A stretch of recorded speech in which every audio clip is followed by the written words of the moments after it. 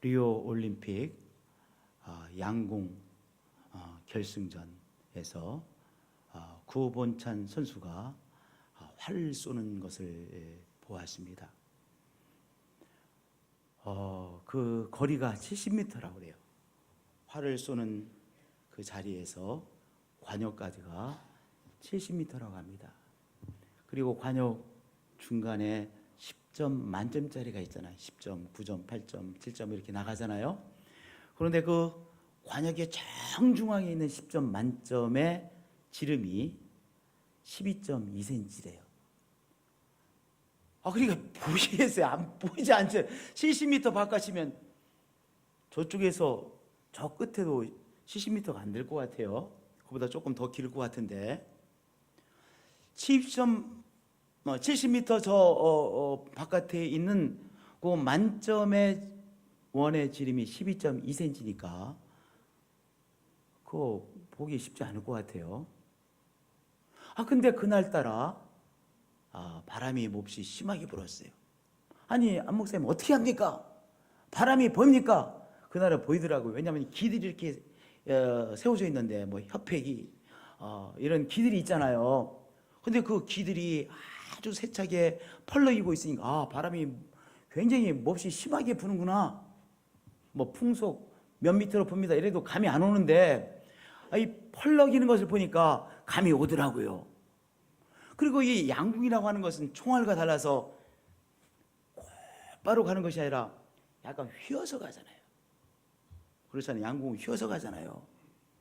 그런데 70m 바깥에서 약간 휘어서 갈 수밖에 없는 이 양궁을 또 그렇게 몹시 바람이 세차게 부는 날 쏘기만 하면 10점짜리 관역 12.2cm 그 지름 안에 탁탁 맞추는 거예요. 이야, 저 사람 신궁이구나. 활쏘기의 달인이구나. 활쏘기의 장인이구나. 활쏘기의 마에스트로구나. 그런 생각이 저절로 들었습니다. 아마 여러분들도 다 그렇게 동일하게 느꼈을 것입니다. 활쏘기의 달인 장인도 있습니다. 어느 날 보니까 섬진강에서 다슬기를 잡는데 섬진강에서 다슬기 잡는 달인도 있더라고요. 그분은요, 참 신기하네. 이렇게 주머니, 이런 주머니에 이렇게 뭘 해놓는 것 같아요. 그러면 다슬기가 다 들어가나 봐요. 그러면 이제 다슬기만 들어가는 것이 아니라 거기에 뭐 풀도 들어가고 모래도 섞이고 뭐 조그마한 자갈도 있지 않겠습니까? 그러면 이 채에다가 이걸 쏟습니다. 적당한 양을 쏟고 물속에서 2번 탁탁 하면 다슬기와 다슬기 아닌 것이 딱 구분되는 거예요. 그럼 이걸 톡 치면 그 다슬기만 싹 모여지는 거예요.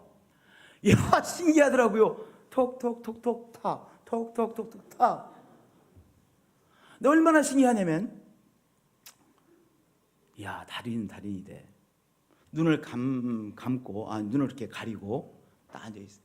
저 뒤에서 섬진강에서 잡은 다슬기, 중국에서 수입한 다슬기, 또 다른 데서 잡은 다슬기 4가지를 딱 사람이 딱 갖고 있는 거예요. 그걸 쏟는 거예요. 사람이 다슬기를 쏟는 거예요. 근데 딱 소리만 듣더니 이 사람이 3번째 쏟은 것이 섬진강에서 잡아온 다슬기입니다. 다 맞추더라고요. 섬진강 다슬기 잡는 달인이 돼. 다슬기 잡는 달인도 있더라고요. 만두를 맛있게 빚는 달인도 있어요. 기계를 깎는 달인도 있어요. 신앙생활의 달인도 있어요.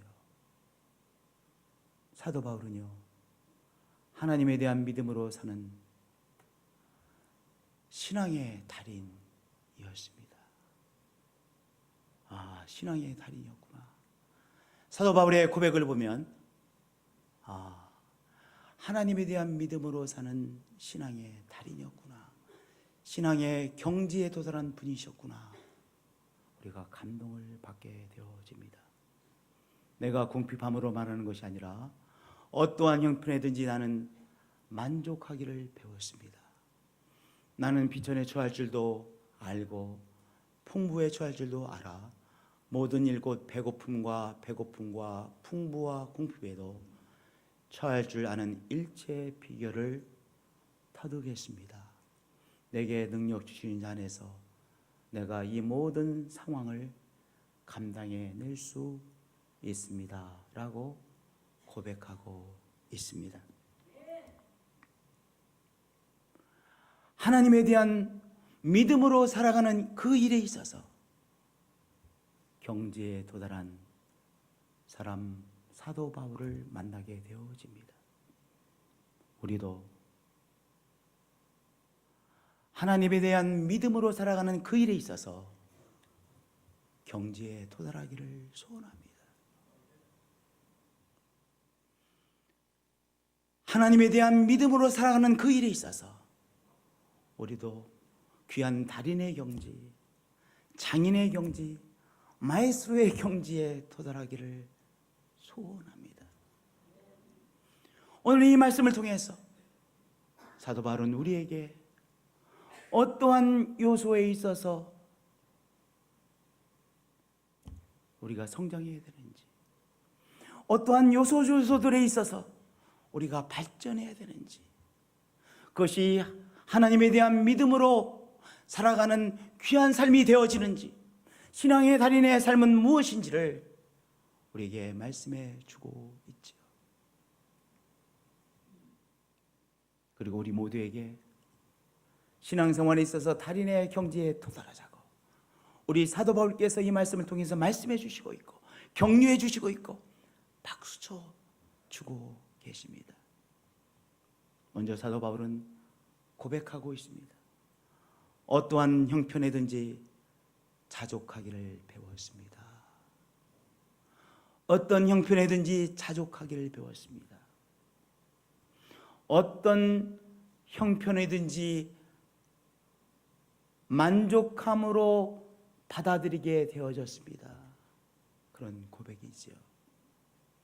지금 내가 처해 있는 이 환경을, 이 처지를 만족함으로 받아들이고 만족함으로 대하게 되어졌습니다 라고 하는 고백입니다. 우리가 처해 있는 상황에 대하여 어떤 태도를 취하느냐 사람마다 다른 것 같아요. 어떤 사람은요, 어떤 새로운 환경에 갔을 때 기가 막히게 불만족한 것을 끄집어내는 사람이 있어요. 가기만 하면 금방 그 사람에게 눈에는요 싫어할 요소가 보여, 불만족할 요소가 보여. 그래서 그것을 마음속으로만 느끼는 것이 아니라 꼭 말을 해야 직성이 풀려. 그럼 그 인생은 어떤 인생이에요? 투덜거리는 인생이에요. 투덜거리는 인생. 맨날 투덜거려. 아무리 좋은 데 가도 만족스럽지 않은 것이 보이고 기가 막히게 보여. 그리고 그것을 말해. 그래가지고 자녀가 돈을 대줘서 다 자녀들과 함께 여행하는데도 그 자녀가 사랑을 베푼 자녀의 마음이 속으로 에이 다시는 우리 아빠 안 데려와야 되겠다 이런 생각이 들게 만들어. 그 인생은 뭐예요? 투덜거리는 인생이에요. 그거보다는 조금 나은 태도인데요, 좋은 환경에서는 좋아하고 어려운 환경에 처하게 되면 낙심되는 사람이에요. 뭐 일반적으로 그렇죠. 좋은 환경이 있으면 좋아하고,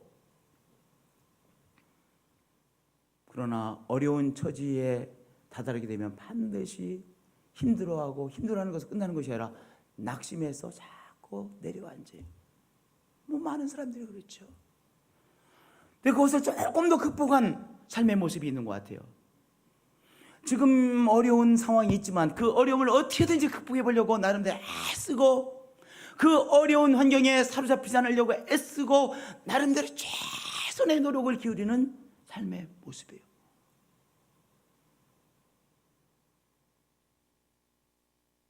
정말 그런 사람 보면 도와주고 싶어요. 그렇죠? 이야, 저 사람은 정말 어려워도 그 어려움에 정복당하지 않고 어떻게든지 그 어려움을 극복해내려고 애쓰는구나. 귀한 삶의 모습이에요. 근데 사도 바울은요, 그것을 넘어선 삶의 모습을 우리에게 제시해 주고 있어요. 내가 처해 있는 이 어려운 환경을 어떻게든지 이겨보려고 애쓰고 발버둥치는 것을 넘어선 삶의 모습, 그것은 무엇이냐? 오늘 사도 바울이 고백하고 있는 내가 처해진 그 환경을 만족함으로 받아들이는 삶의 모습이라고 생각합니다. 믿습니다. 사도 바울이 어떻게 했어요?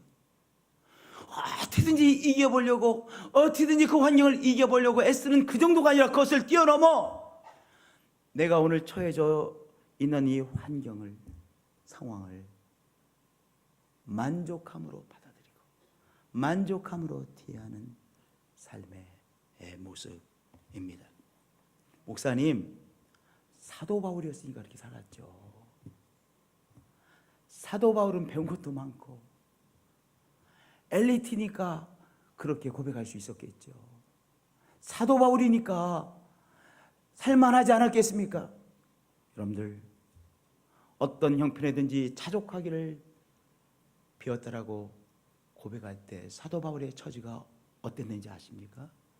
감옥 안에 있었어요.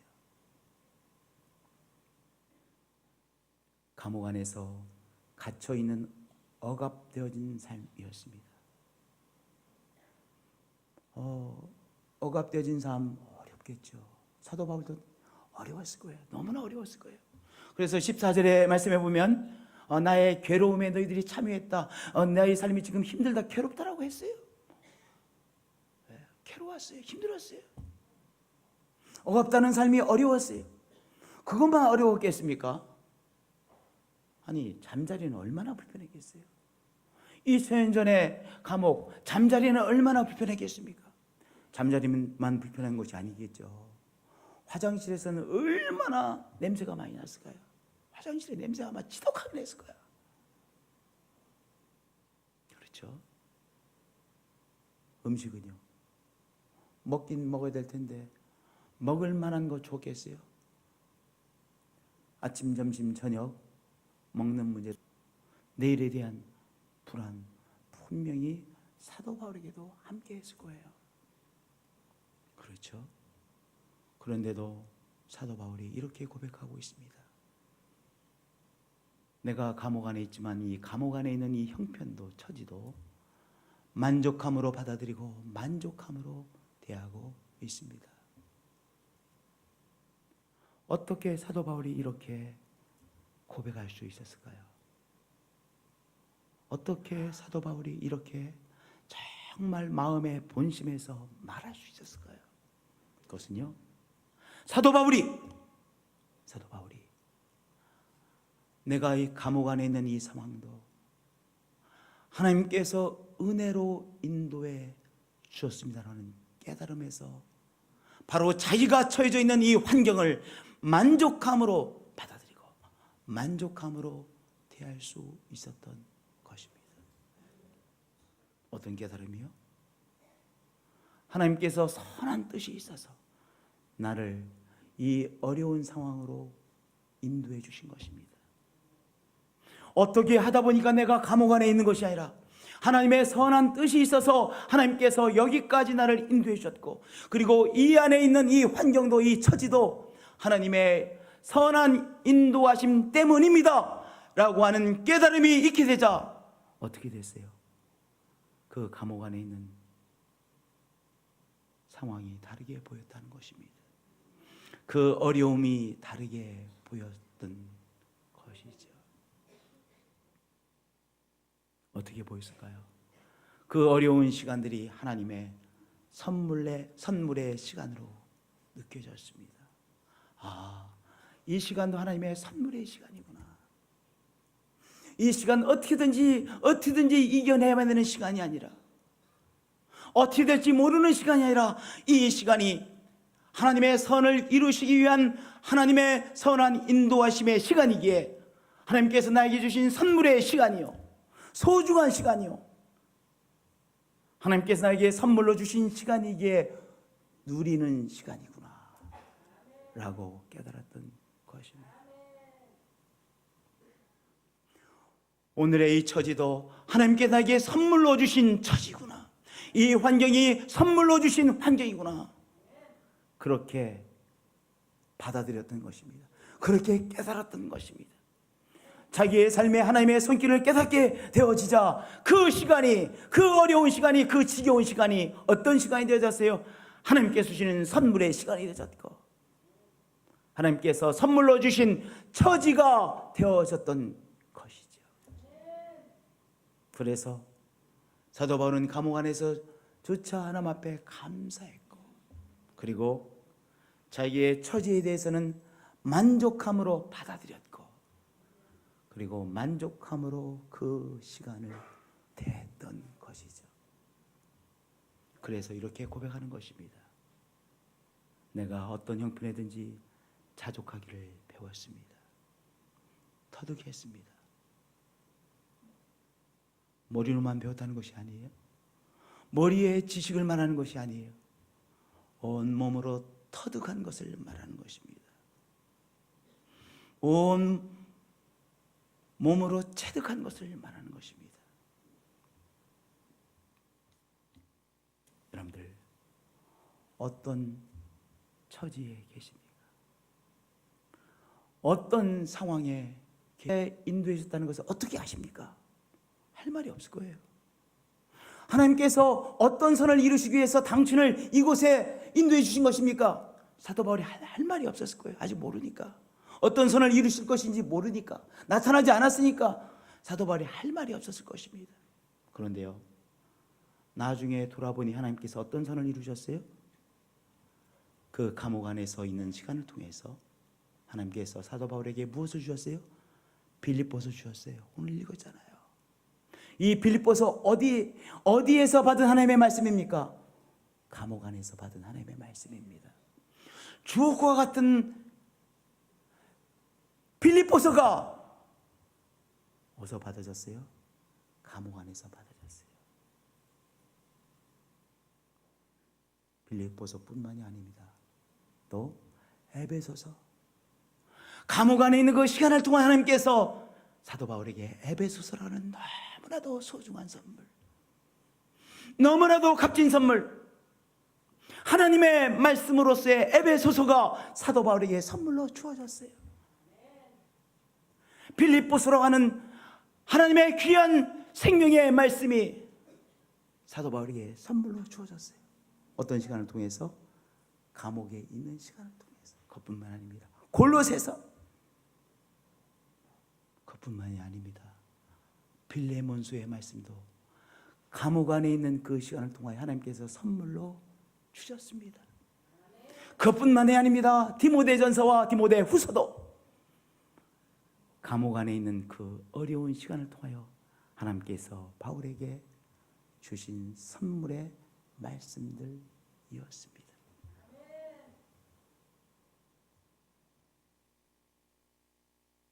성도님들, 오늘 어느 처지 가운데 계십니까? 오늘 어떤 상황 가운데 계십니까? 이 상황 어떻게 하다 보니까 온 상황이 아니라 하나님의 선한 뜻이 있어서 오늘 처하게 된 상황입니다.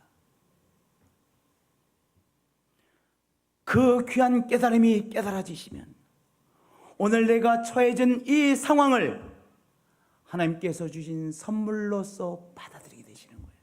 오늘 이 시간을 하나님께서 나에게 주신 선물로서의 시간으로 받아들이고 누리게 되어지는 것이죠. 이 귀한 은총이 여러분에게 임하시기를 축복드립니다.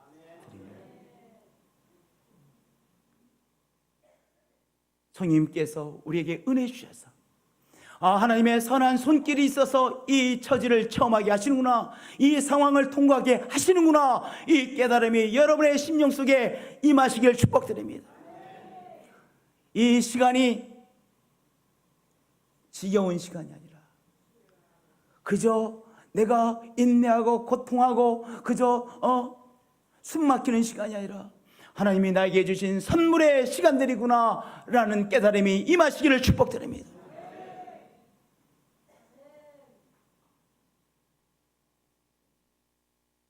할렐루야.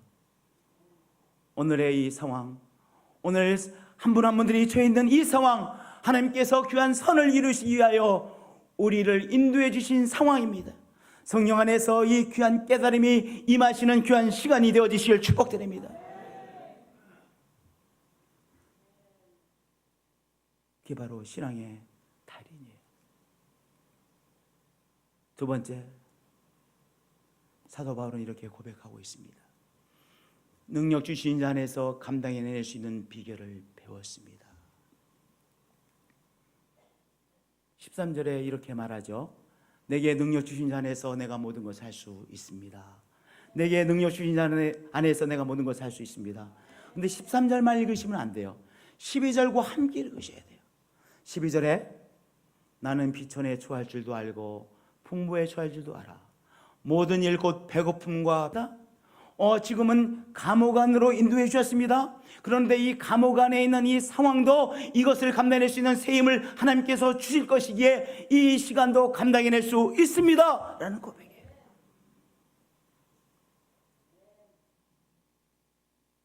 사도 바울이 자기의 삶을 돌아볼 때 이런저런 많은 경험들을 했죠. 부활하신 그리스도를 만난 이후에 사도 바울이 삶의 우여곡절들이 많았습니다. 그 많은 우여곡절의 삶을 돌아볼 때 늘 그것을 감당할 수 있는 지혜를 주시고 힘을 주시고 사람들을 만나게 하시고 길을 열어주시고 문을 열어주셨어요. 닫힌 문을 하나님께서 적당한 시간에 열어주셨어요. 감옥 안에 있는 삶, 과거에는 내가 상상할 수 없었지만 그러나 이 감옥 안에 있는 삶조차도 하나님께서 감당해낼 수 있는 힘과 역사하심을 주실 것입니다 라는 고백이에요. 이스라엘 백성들이 출애굽을 했습니다. 기적이죠. 출애굽을 했어요. 노예로 살던 히브리인들이 출애굽을 했습니다. 그리고 하나님께서 역사하심으로 홍해를 건너 광야로 들어갔습니다. 홍해를 걷는 것 분명히 하나님의 기적이었습니다. 출애굽한 거 하나님의 기적이었습니다. 그런데 애굽에 있는 애굽 사람들이 생각할 때 저 홍해를 건너 사막으로 들어간 이스라엘 사람들이 생각하면 무엇을 생각했을까요? 저놈들 나가더니 우리를 떠나더니 결국 사막에서 떼죽음 당하네 이렇게 생각했을 거예요. 왜냐? 사막은 대책이 없는 곳이기 때문입니다. 저를 따라서 고백해 주시면 사막은 대책이 없는 곳입니다. 사막은 대책이 없는 곳이에요. 그러니까 60만의 난민들이에요. 한마디로 말하면 60만의 떼거지들입니다. 60만의 떼거지들이 저 사막으로 들어가서 얼마 견디지 못하고 결국 말라 비틀어 죽겠구나 다 그렇게 생각했습니다. 다 말라 비틀어져 가지고 미라가 되겠구나 라고 생각했습니다. 그런데 하나님께서 어떻게 하셨어요? 아침마다 만나를 공급해 주셨습니다. 애굽에 있는 사람들은 상상할 수 없는 이 사막에 나온 사람들에게만 하나님께서 세밀하게 아침마다 만나를 공급해 주셔서 그 만나를 공급한 바다 하루를 감당해낼 수 있는 캘로리를 공급받았습니다.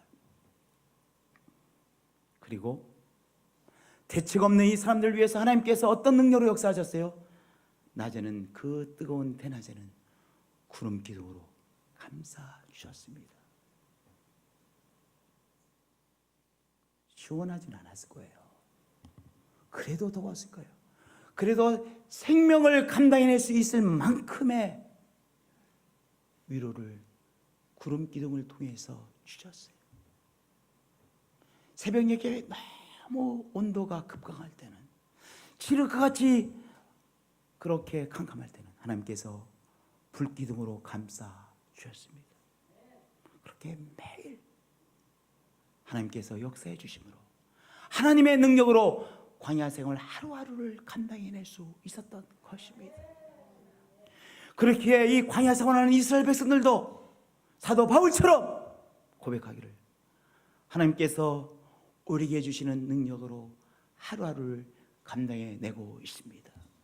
앞으로도 하나님께서 주시는 능력으로 감당해낼 것을 믿습니다라고 고백했을 것입니다. 여러분들, 어떤 상황 가운데 계십니까? 우리의 삶에 자꾸 반복되어지는 것들도 있어요. 그렇죠? 우리가 루틴이라고 말하잖아요. 반복되어지는 일들. 우리에게 너무나도 익숙하게 반복되어지는 일들이 있는 것이 우리의 삶이죠. 반면에 새롭게 우리에게 와서 우리가 이 새로운 경험이기 때문에 당황하는 일들도 있어요. 예를 들면 어떤 아이가 갑자기 사춘기가 왔어요. 그러니까 이 사춘기가 온 아이는요, 모든 게 달라졌을 거예요. 이 호르몬이 달라졌으니까 이게 너무 당황스러운 거예요. 내가 남자아이네, 여자아이가 아이는 이때까지 여자아이라고 생각하지 못했는데 내가 정말로 여자네, 여성이네, 이런 걸 비슷하게 느끼면서 당황하는 것이죠.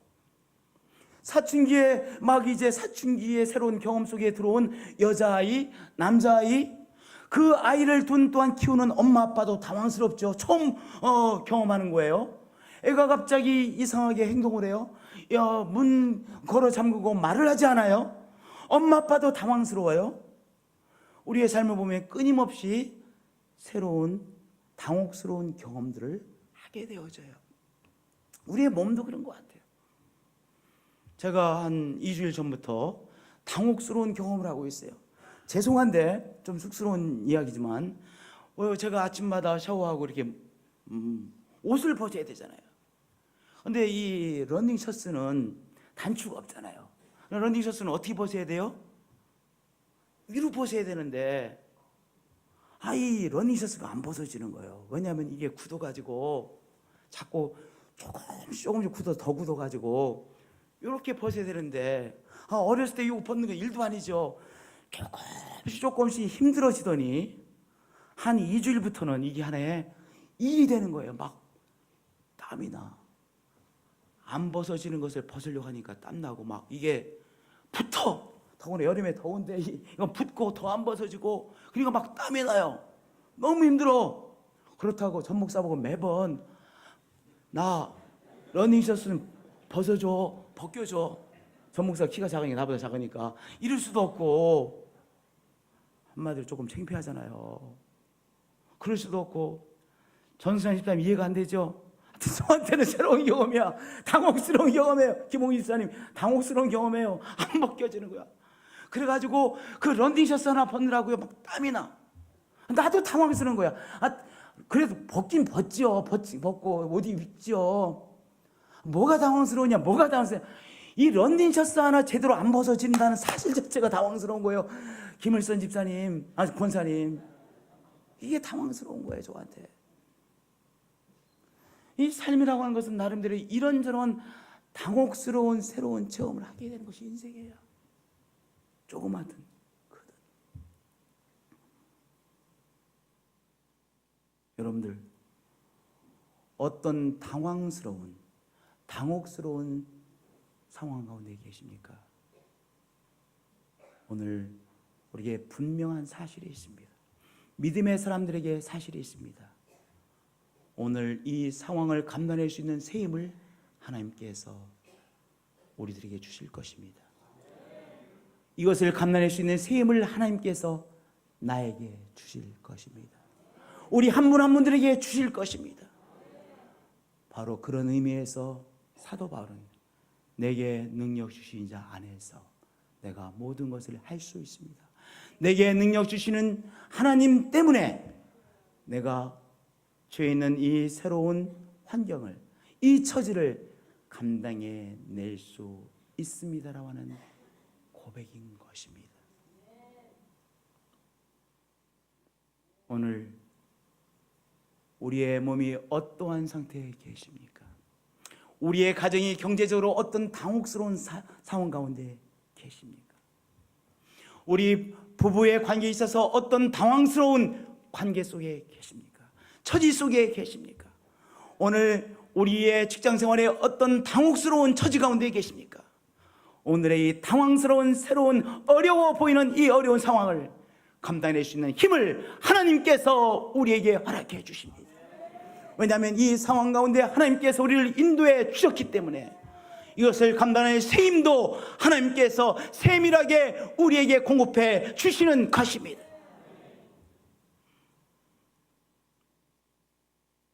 할렐루야. 세 번째, 신앙의 달인 사도 바울이 우리에게 고백해 주고 있습니다. 그것은 바로 신앙 가족과의 나눔이 나를 살게 합니다 라고 하는 신앙의 고백입니다. 4장 14절에 너희가 내 괴로움에 함께 참여했으니 잘하였습니다. 당신들이 나에게 주는 그 위로함으로 내가 큰 위로를 받고 있습니다 라고 하는 고백입니다. 교만하면 사람이 보이지 않습니다. 그러나 하나님 앞에서, 하나님의 은혜 앞에서 겸손해지면 사람이 보입니다. 저를 따라서 고백해 주길 바랍니다. 교만하면 사람이 보이지 않습니다. 겸손하면 사람이 보입니다. 교만해지면 사람은 숫자에 불과합니다. 사람이 보이지 않아요. 그러나 하나님의 은혜 안에 사로잡히면 사람이 보입니다. 하나님의 은혜에 사로잡히면 사람이 보입니다. 그리고 사람이 소중하게 여겨지게 되어지는 것입니다. 사도 바울은 감옥 안에서 자기를 위해서 기도해주고 자기를 위해서 위로해주고 자기를 위해서 공급해주는 한 사람 한 사람의 성도들이 너무나도 소중하게 여겨졌습니다. 그래서 감옥 안에 있기 때문에 갈 수는 없지만 너무나도 만나고 싶어서 그 만남에 대한 열망 속에서 받은 말씀들이 빌립보서이고 받은 말씀들이 바로 에베소서이고 받은 말씀들이 골로새서이고 너무나도 성도들과 함께하고 싶은 열망 속에서 받은 말씀이 빌레몬서이고 디모데전서이고 디모데후서였던 것입니다. 신앙의 달인은 누구입니까? 하나님의 은혜 가운데에서 나와 함께 신앙생활하는 사람이 정말로 나의 믿음의 가족으로, 신앙의 가족으로 느껴지고 그분들이 나에게 소중한 사람으로 여겨지는 사람, 그 사람이 신앙의 달인인 것입니다. 은혜 안에 사로잡히면 신앙의 가족이 소중하게 여겨지는 것입니다. 지난주에 참 은혜를 받았습니다.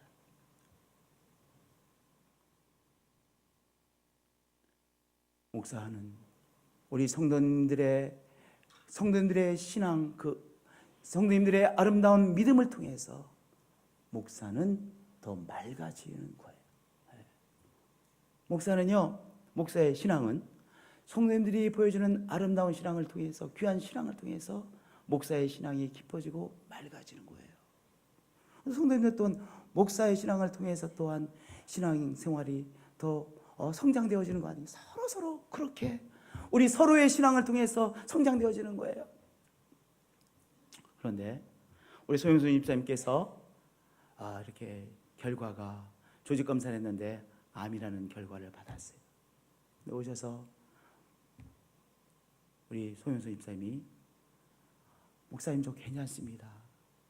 하나님께서 저를 이걸 잘 감당하도록 힘주시고 하나님께서 역사해 주실 것을 제가 정말 저는 믿습니다. 하나님 저 괜찮아요. 오히려 저를 위로하시더라고요. 그래서 한번 은혜를 받았어요. 또 우리 소영순 집사님께서 이제 다음 주 수요일 날 수술을 받아야 된다는 그 소식을 듣고 그 다음 날 새벽에 우리 교회 좀 조용히 신앙생활 하시는 두 집사님께서 소영순 집사님을 위해서 기도해 드리기 위해서 새벽 예배에 나오시는 거예요. 어떻게 합니까? 그전에는 새벽 예배 안 나오셨거든.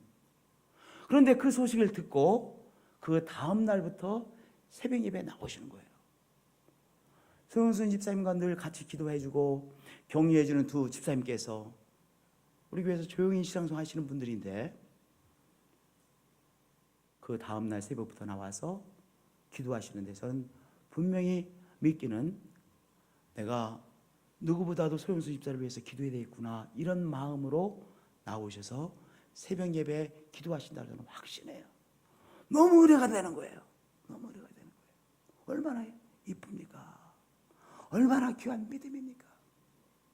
하나님은 역사하시는 분이신데 하나님께서 우리 소영순 집사 위해서 꼭 역사해 주셔서 모든 방법을 청동원하셔서 하나님께서 온전히 치유해 주세요 라고 기도하기 위해서 나오셔서 기도해 주시고 그 다음날 또 나와서 기도해 주시고 제가 아주 은혜를 받았습니다. 뭡니까?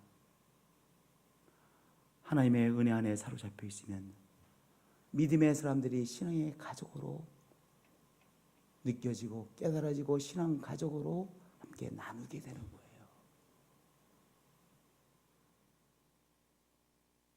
오늘 또 이렇게 송영수 집사님 오늘 성가대 못 쓸 것이라고 생각했는데 수술 받기 전에 이렇게 쓰셔서 성가 드리는 모습이 너무나 은혜가 되어집니다.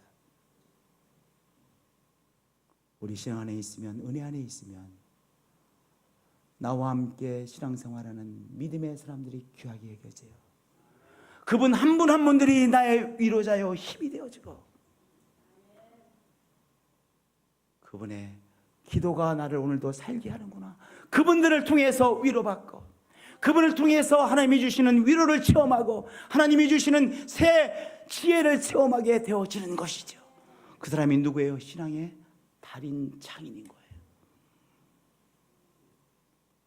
우리 사랑하는 성도님들, 오늘 우리들이 사도 바울처럼 우리 신앙이 한 단계 더 성장되어지는 귀한 여러분들이 되어지실 축복드립니다. 기도하시겠습니다.